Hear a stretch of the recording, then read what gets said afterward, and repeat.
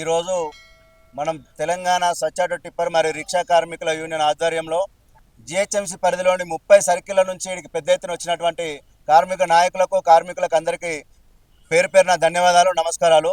ఈరోజు ముఖ్యంగా ఇక్కడికి రావడానికి గల కారణం ఏంటంటే గత సంవత్సరం నుంచి అంటే రోనాల్డ్ రాజు గారు ఉన్నప్పటి నుంచి కమిషనర్గా ఉన్నప్పటి నుంచి ఎన్నోసార్లు బల్క్ గ్యార్బేజ్ మీద చర్చలు జరిగినాయి. ఆ చర్చలు జరిగినప్పుడు ప్రతి కార్మికుడు ప్రతి కార్మిక నాయకుడు అందరం వచ్చినాము. అక్కడ ఉన్న ఇటు సైడ్ నుంచి అధికారులు కూడా అందరు పాల్గొన్నారు. ఒక దశలో మీ పొట్టగొట్టము బల్క్ గ్యార్బేజ్ తీయడం వల్ల మీకు వచ్చే డబ్బులు మీకు వస్తాయి, మిగతాయి మేము కడతాను, మాకు 10 కోట్ల దాకా లాస్ అవుతుందని చెప్పేసి జిహెచ్ఎంసీ మా నాయకులకు చెప్పడం జరిగింది. మా కన్నతల్లి లాంటి జిహెచ్ఎంసీ 10-11 కోట్లు మా వల్ల లాస్ అయితే మేము కూడా ఏం హ్యాపీగా ఉండము, మేము ఖచ్చితంగా కోఆపరేట్ చేస్తాము. కానీ మాకు కొన్ని కండిషన్లు ఉన్నాయి, మా లైఫ్ రిస్క్లో పడుతుందని అనుకుంటే మేము ఒప్పుకోము. మాకు ఎందుకంటే జిహెచ్ఎంసీ అంటే కన్నతల్లి లాంటిది, కానీ రామ్కి అంటే మాకు శత్రువు, అదొక దయ్యం, అదొక భూతం, మేము దాన్ని దగ్గరికి రానియమని చెప్పేసి మేము అందరం ముక్తకండతో చెప్పడం జరిగింది. దానికి వాళ్ళు కమిషనర్ గారు, అడిషనల్ కమిషనర్ అప్పుడు ఉన్నటువంటి ఉపేందర్ రెడ్డి గారు కావచ్చు, లేకపోతే ఇప్పుడు హెచ్డబ్ల్యూఎంలో ఉన్నటువంటి కోటేశ్వరరావు గారు, ఈ శ్రీనివాసరెడ్డి గారు, ఇంకా మిగతా అధికారులు అందరూ మమ్మల్ని అందరినీ పిలిచి కార్మిక నాయకులను ఒక్కొక్కసారి 50 మంది 100 మంది కార్మిక నాయకులను పిలిచి కూడా చర్చలు పెట్టి మీకు ఎటువంటి హాని జరగకుండా మీకు ఇబ్బంది కలగకుండా చూసుకునే బాధ్యత మాది, మీరు ఒప్పుకోండి అని చెప్పేసి అంటే ఒక్కొక్కసారి ఒక్కొక్క పాయింట్ ముందరుకోవడం జరిగింది.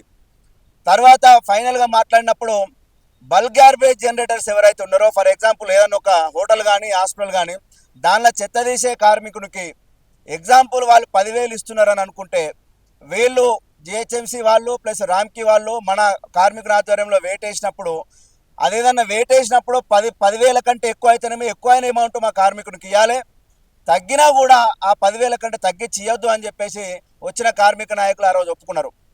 దానికి ఎట్లా ఒప్పుకోవడం జరిగిందని అంటే, డోర్ టు డోర్ ఇంటింటి చెత్త సేకరణకు రామ్కి అనేది ఎన్నటికీ రావద్దు, దాన్ని మేము ఒప్పుకోము అని చెప్పేసి ఆ జీవోలకి ఇలా తీసేయాలి, వాళ్ళు మాకు లిఖితపూర్వకంగా ఇవ్వాలని చెప్పడం జరిగింది. దాంతోపాటు ఇప్పుడు ఒకవేళ రామ్కి జిహెచ్ఎంసీ ఆధ్వర్యంలో కనుక అగ్రిమెంట్ మాకు కనుక రాసిస్తే, రేపు హోటలు రామ్కి జరిగే అగ్రిమెంట్లో ఖచ్చితంగా ఆ హోటల్ ఎవరైతే ఏ కార్మికుడు అయితే చెత్త తీస్తున్నాడో ఆ కార్మికుడికి సంబంధించిన పేరు, మొబైల్ నెంబరు, ఆయన ఆటో నెంబర్ కూడా అగ్రిమెంట్లో పొందుపరిచి మాకు భద్రత కల్పించాలని చెప్పేసి ఈరోజు మేము ఆ డిమాండ్లో మేము పొందుపరచడం జరిగింది.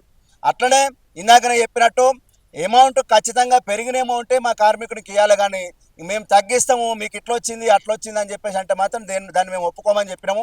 ఇంకొకటి 50 కిలోలకు 100 కిలోలకు 200 కిలోలకు కూడా పోవడము, రామ్కి వాళ్ళు కింది స్థాయి సిబ్బంది మా నాయకుల మధ్యలో ఒకరి మీద ఒకరికి చెప్పడము, లేనిపోని అనుమానాలకు రేకెత్తించి మాలో మాకే పడకుండా చేసి వాళ్ళు పబ్బం గడుపుకోవాలని చెప్పేసి ఒక కుట్రపూరితమైన వాతావరణం వాళ్ళు నెలకొల్పుతున్నారు. దాన్ని ఈరోజు మేము ఖచ్చితంగా ముక్తఖండంతో వచ్చిన నాయకులు రాని నాయకులు అందరం మేము దాన్ని తీవ్రంగా వ్యతిరేకిస్తున్నాము.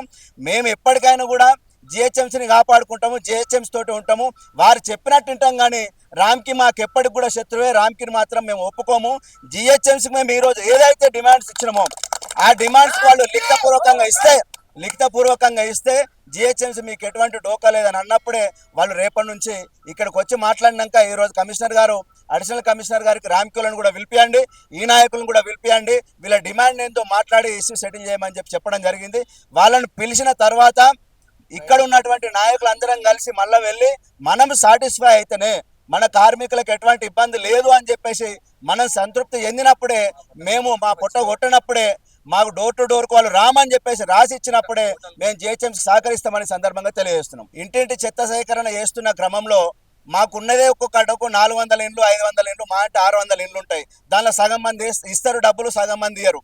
ఇప్పుడు ఏదో చెత్త బయట పడుతుందని ఒక నెపంతో డబ్బాలు తీసుకొచ్చి పెట్టిండ్రు. ఇప్పుడు ఏదో కారణాల డబ్బాలు పెడితే వాడు డబ్బలు పైసలు ఇవ్వకుండా ఎవరైతే కొద్దిమంది వీళ్ళకి డబ్బులు ఇవ్వాల్సి వస్తుందని ఒక నిబంధనతోటి ఒక ఆలోచనతోటి చెత్త తీసుకుపోయి రాత్రి పగలో తీసుకుపోయి ఆడ వేస్తున్నారు. మేము ఎవ్రీ మంత్ కలెక్షన్కి వెళ్తేనేమో నీకు చెత్త వేస్తున్నాను బై నీకు ఇయ్యని పైసలు అని చెప్పేసి అంటారు. అట్లా కూడా మా ఆదాయానికి గండి కొడతాను. కాబట్టి దయచేసి జిహెచ్ఎంసీ వారు ఇది ఆలోచించి మా ఆదాయానికి ఎటువంటి ఇబ్బంది లేకుండా చూడాలని చెప్పేసి వాళ్ళని కోరుతున్నాం.